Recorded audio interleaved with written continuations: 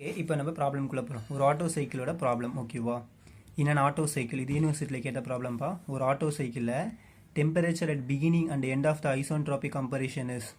So ஆட்டோசோபிக் ஏற்கனவே நான் சொல்லிட்டோம். ஒரு beginning and end of the isentropic compression 316, 596 respectively. Determine the air standard எஃபிஷியன்சியும் கம்பரேஷன் ரேஷியோ கண்டுபிடிக்க சொல்லிட்டான்.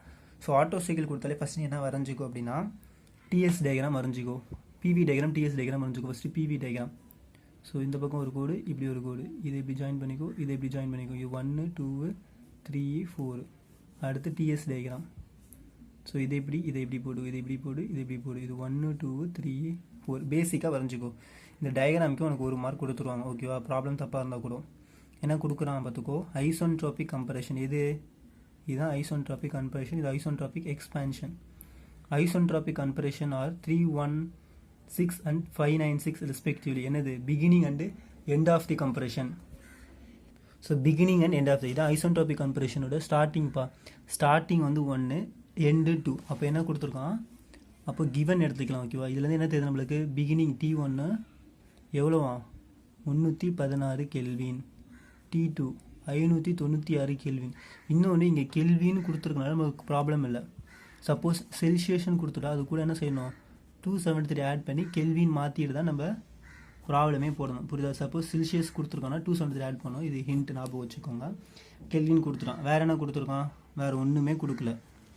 அப்போது நம்மளுக்கு காமா. ஸோ காமா நம்மளுக்கு தெரியும் 1.4 ஸ்டாண்டர்ட் கொடுக்காட்டி இந்த காமா 1.4ன்னு எடுத்துக்கோ ஓகேவா? இப்போ டு ஃபைன் நம்ம என்ன ஃபைன் பண்ணணும் அப்படின்னு கேட்குறோம் ஓகேவா? ஃபைன் பண்ணுறதுக்கு பேசிக்காக நம்ம என்ன கண்டுபிடிக்கணும்? Compression ratio, efficiency, auto cycle efficiency. Okay, இப்போ நம்ம என்ன பண்ணலாம்? சொல்யூஷனுக்குள்ளே போகலாமா? ஃபஸ்ட்டு எஃபிஷியன்சி எடுத்துக்கப்பா. எஃபிஷியன்சி ஃபார்முலா என்னது? 1 - 1 divided by R power gamma -1. இப்போது நம்மளுக்கு இந்த ஆர் தான் தெரியாது. ஆர் தெரியுமா? தெரியாது. அப்போது நம்ம ஆரை கண்டுபிடிக்கணும். ஆருக்கான என்ன ஃபார்முலா இருக்குது? பாரு, R is equal to V1/V2. பேசிக்காக அப்படி எடுத்துக்கோ. அப்போ நம்மளுக்கு ஃபார்முலா லிஸ்ட் எடுத்துக்கோ. ஃபஸ்ட்டு ஆர் ஃபார்முலா எடுத்துக்கோ. ஸோ ஆர் ஃபார்முலா V1/V2 எடுத்துக்கிட்டோம். அப்போது ஆனால் V1/V2வில் நம்மளுக்கு எதுவுமே தெரியும். நம்மளுக்கு என்ன தெரியும்? T1 T2. அப்போ இந்த T1 T2 ஆரை ரிலேட் பண்ணி எதனா ஃபார்முலா இருக்கா அப்படின்னு பார்க்க போகிறோம். ஓகே, இங்கே இருக்குது பாரு. T1 T2 V1/V2 இந்த ஒரு ஃபார்முலா இருக்கா? அப்போ இந்த ஃபார்முலா யூஸ் பண்ணிக்க போகிறோம். ஓகே, நீங்கள் சைடில் இந்த 3 ஃபார்முலா எழுதி வச்சுக்கோங்க பேசிக்காக. அப்போ என்னது நம்மளுக்கு? T2/T1 என்ன சொன்னேன்? VV போட்டுக்கோ. இங்கே 2 போட்டால் இங்கே 2, இங்கே 1 போட்டால் இங்கே 1, மேலே காமா -1. அவ்வளோதான். இப்போ இது ஹோல் ஃபார்முலாக்கு பதில் நம்ம என்ன பண்ணலாம்? ஆர்னு போட்டுக்கலாமா? T2/T1 is equal to r power gamma value என்னது நம்மளுக்கு? 1.4 - 1. ஓகே, அடுத்து என்ன போடலாம்? T2ஓட வேல்யூ நம்ம போட்டுக்கலாம். T2ஓட வேல்யூ என்னது? 596 divided by 316 equal to r power 0.4. R power 0.4 ஓகேவா? ஸோ புரிஞ்சிச்சா? ஸோ சிம்பிளாக சப்ஸ்டியூஷன் தான். இப்போ அப்படியே இது என்னவா மாறும் நீங்கள் பார்த்தீங்க அப்படின்னா இந்த 596 டிவைட் பை 316 இருக்கா? ஈக்குவல் டு நம்மளுக்கு என்ன இருந்துச்சு? ஆர் பவர் 0.4ன்னு இருக்குது. ஸோ இந்த 0.4 ஈக்குவல் டுக்கு அந்த பக்கம் போகும்போது 1/ஆக மாறும். அப்போது 596 divide by 316 whole power 1 divide by 0.4 equal to r. இதை சிம்பிளிஃபை பண்ணோம் அப்படின்னா நம்மளோட ஆரோட வேல்யூ கிடைக்கும் ஓகேவா? ஆர் என்ன கிடைக்கும்? 4.8 கிடைக்கும். கேல்சியில் போட்டு பாருங்கள், 4.8 கிடைக்கும். அப்போ ஆர் தெரிஞ்சிருச்சு.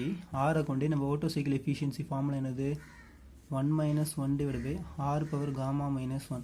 இதில் சப்ஸ்டியூட் பண்ண போகிறோம். R is equal to 4.8, gamma is equal to 1.4. Simplify பண்ணால் நம்மளுக்கு ஆட்டோ சைக்கிளோட எஃபிஷியன்சி கிடச்சிடும். பர்சன்டேஜில் போட்டுருங்க.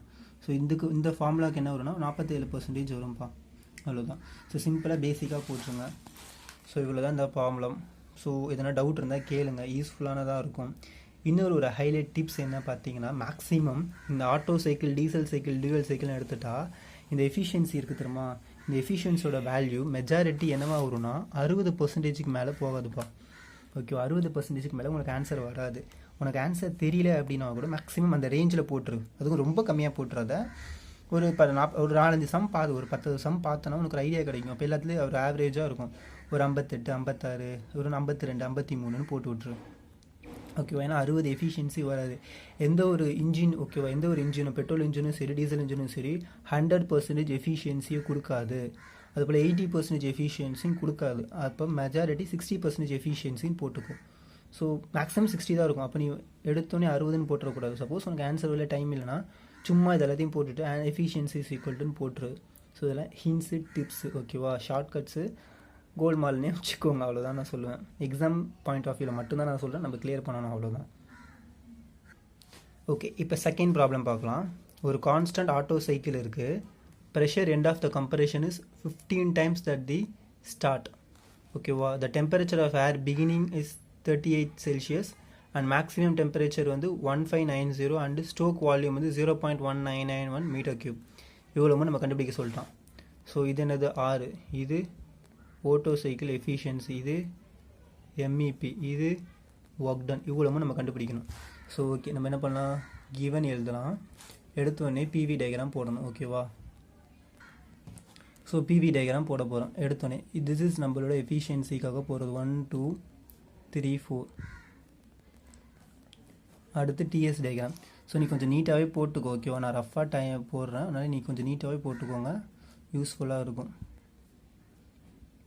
ஹீட் சப்ளை, ஹீட் ரிஜெக்ஷன், இது ஹீட் சப்ளை, ஹீட் ரிஜெக்ஷன், அவ்வளோதான். இப்போ நான் ஃபஸ்ட்டு கிவன் எழுதலாமா. கிவன் பார்த்துக்கோ. The beginning of comparison is 38 and maximum வந்து 1950. beginning of comparison எங்கே பிகினிங் இங்கே தான் ஆரம்பிக்குது. அப்போ அது என்னது T1 எவ்வளோ கொடுத்துருக்கான் 38 டிகிரி செல்சியஸ். என்ன சொல்லியிருக்கேன், கெல்வினில் தான் ப்ராப்ளம் போடணும். அப்போ 38 + 273 is equal to என்ன வரப்போகுது 311 கெல்வின். அடுத்து மேக்ஸிமம் டெம்பரேச்சர். ஓகேவா. மேக்ஸிமம் டெம்பரேச்சர் இதுதான் மேக்ஸிமம் டெம்பரேச்சர். இதுலேயும் பார்த்துக்கோ மேக்ஸிமம் டெம்பரேச்சர் இதுதான் T3 தான் அவன் கொடுத்துருக்கான். அப்போ T3 is equal to 1950 Celsius. திருப்பி 1950 + 273 ஆட் பண்ணிக்கோ, நம்மளுக்கு என்ன வரும் 223 கெல்வின். ஸோ இந்த கெல்வினில் தான் ப்ராப்ளமில் நம்ம சால்வ் பண்ணணும் ஸ்டூடெண்ட்ஸ். ஓகேவா. மற்றபடி மாற்றி சால்வ் பண்ணிடக்கூடாது. அடுத்து என்ன கொடுத்துருக்கான், the pressure end of the compression 15 times of the start. ஓகேவா. ஸோ இப்போ நம்ம அடுத்து என்ன பார்க்க போகிறோம்னா ப்ரெஷர் கொடுத்துருக்கான்ப்பா. ப்ரெஷர் என்னென்னா P2/P1 வந்து எவ்வளோனா நம்மளுக்கு 15 அப்படின்னு கொடுத்துருக்கான். P2/P1 அதான் கொடுத்துருக்கான். என்ன கொடுத்துருக்கான், the pressure end of the compression is 15 times that the start. ஓகேவா. நம்மளுக்கு ஸ்டார்ட் எங்கே ஆக போகுது, இங்கே ஆக போகுது, எண்டு இங்கே ஆக போகுது. Okay, isotropic compression. அப்போ ஸ்டார்ட்டுக்கும் எண்டுக்குள்ள ரேஷியோ தான் 15ன்னு கொடுத்துருக்கான்.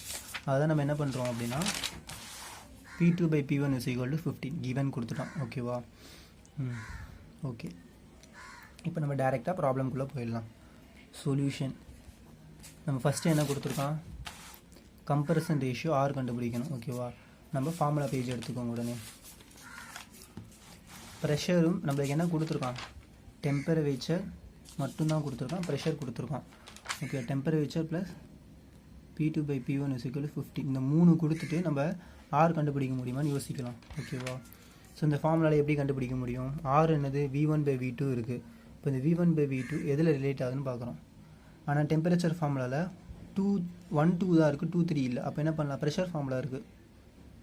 ஸோ இந்த ஃபார்முலா டக்குன்னு சூஸ் பண்ணிக்கிறோம். ஓகேவா. P2/P1 is equal to P2/P1 equal to V1/V2 whole power gamma. ஓகேவா. இப்போ நம்மளுக்கு என்ன, இது ஃபுல்லாகவே நம்மளுக்கு என்னது 15. அப்போ இங்கே 15 போட்டுக்கோ, இது ஃபுல்லாக ஆறுன்னு மாற்றிக்கோ, ஏன்னா நம்மளுக்கு ஃபார்முலா தெரியும். V1/V2 is equal to R whole power 1.4 whole power 1.4. ஓகேவா. இதை திருப்பி நம்ம சிம்பிளிஃபை பண்ணணும். இதுக்கு அந்த பக்கம் போனோன்னே 15/1/1.4 is equal to R whereas R is equal to அப்படின்னு நம்மளுக்கு ஆன்சர் கிடச்சிரும். சால்வ் பண்ணி போட்டுக்கோ. ஆர் தெரியும், காமா தெரியும். ஓகேவா. இதை ஆட்டோ சைக்கிள் எஃபிஷியன்சி ஃபார்முலாவில் நீ போடுற 1/1 R பவர் காமா மைனஸ் போட்டோன்னா உனக்கு ஆட்டோ சைக்கிள் எஃபிஷியன்சியும் கிடச்சிரும். எவ்வளோ 53.8 நான் சொன்ன பாரு, 60க்குள்ளே தான் மேக்ஸிமம் வரும், எஃபிஷியன்சியும் கிடச்சிரும். அடுத்து நம்ம சால்வ் பண்ண போகிறோம் ஒர்க் டன். ஒர்க் டன் கண்டுபிடிக்கிறதுக்கு நம்மளுக்கு T1 T2 T3 T4 4 temperature வேணும். T1 கொடுத்துட்டான், T3 கொடுத்துட்டான். T2க்கு ஒரு ஃபார்முலா இருக்குது. என்ன ஃபார்முலா இருக்குது, T2 is equal to T1 into R power gamma minus 1. இது எல்லாமே சப்ஸ்டியூட் பண்ணனா நம்மளுக்கு T2 ஓட ஆன்சர் கிடச்சிரும். எவ்வளோ 600 கெல்வின், அவ்வளோதான். அதே மாதிரி T3க்கு ஒரு ஃபார்முலா இருக்குது. T3யும் T4 ரிலேட் பண்ணி ஃபார்முலா பேஜை பார்த்தா உங்களுக்கு தெரியும். R பவர் காமா மைனஸ் 1 இதில் எல்லாமே சப்ஸ்டியூட் பண்ணோம் அப்படின்னா T3 டிவைட் பை, ஓகே, இதை சிம்பிளிஃபை பண்ணோம் அப்படின்னா R power gamma minus 1 equal to T4, whereas T4 is equal to 1029 kelvin. So இந்த 4 டெம்பரேச்சரும் பாரு, எது அதிகமாக இருக்கும்? T3 தான் அதிகமாக இருக்கும். ஸோ இப்போ மேக்ஸிமம் டெம்பரேச்சர் T3. கரெக்டாக ப்ராப்ளம் ப்ரூவ் ஆகுதா 4 டெம்பரேச்சர்லையும்? இப்போ நம்மளுக்கு 4 டெம்பரேச்சர் ப்ராப்ளம் தெரிஞ்சிருச்சு. இதை வச்சு ஹீட் சப்ளை, ஹீட் ரிஜெக்ஷன் கண்டுபிடிக்கலாமா? ஹீட் சப்ளையோட ஃபார்முலா என்னது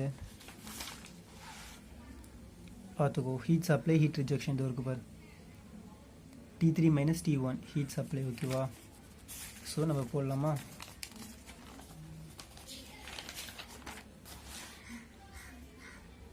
heat supply is equal to CV into 33 minus C1. CVக்கு பதில் 0.711. இது வந்து கான்ஸ்டன்ட் வேல்யூ சப்ஸ்டியூட் பண்ணிக்கோ. சில டைம் அதை யூஸ் பண்ணாமே நம்ம சால்வ் பண்ணலாம். இதை நீங்கள் சப்ஸ்டியூட் பண்ணனா நம்மளுக்கு Q3 கிடச்சிடும். ஹீட் ரிஜெக்ஷன் இருந்து CV is equal to T4 higher minus lower. ஓகேவா? என்ன ஃபார்முலா பார்த்துக்கோ. T4 minus T1, T4 minus T1. ஓகேவா? இதை சால்வ் பண்ணாலும் நம்மளுக்கு QR கிடச்சிரும்.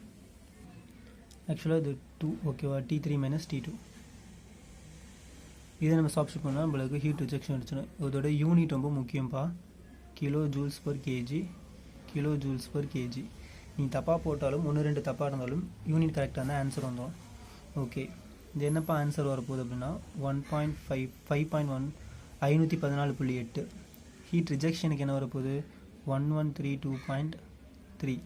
அவ்வளோதான். இது எல்லாத்தையும் நம்ம என்ன பண்ணலாம்? Work done is equal to heat supply minus heat rejection. இது எல்லாத்தையும் மைனஸ் பண்ண அப்படின்னா நம்மளுக்கு என்ன கிடைக்கும்? ஒர்க் டனோட ஆன்சர் கிடைக்கும். ஒர்க் டன் எவ்வளோ? 597.5 கிலோ ஜூல்ஸில் கிடைக்கும். லாஸ்ட்டில் நம்ம MEP கண்டுபிடிக்கணும். MEPயோட ஃபார்முலா என்னது? Work done divide by stroke volume. Work done என்னது? 597.5. ஸ்டோக் வால்யூம் என்னது? 0.7119. அப்போது இது சிம்பிளிஃபை பண்ணால் நம்மளுக்கு என்ன கிடைக்கும்? MEPயோட வேல்யூ, ஓகேவா? MEPயோட வேல்யூ கிடைக்கும். எவ்வளோ? 8.3.9 அப்படின்னு கிடைக்கும். ஓகேவா? இது என்ன கிடைக்கும்? பாரில் போடணும். ஸோ இன்னொரு டிப்ஸ் என்ன அப்படின்னு நம்ம பார்த்தோம் அப்படின்னா, இது ஆக்சுவலாக இங்கே என்ன இருக்குது? கேல்சியில் போடும்போது டேரெக்டாக போட்டுனா அந்த ஆன்சர் இப்படி வராது, கொஞ்சம் தள்ளி வரும், 2 புள்ளி தள்ளி இங்கே வரும். ஃபார் எக்ஸாம்பிள் பாருக்கு என்ன மீனிங்னா 1 × 10⁵. இது பக்கத்தில் 10⁵ இருக்குதுன்னு அர்த்தம், ஓகேவா? இது பக்கத்தில் என்ன இருக்குது? 10⁵ இருக்குது.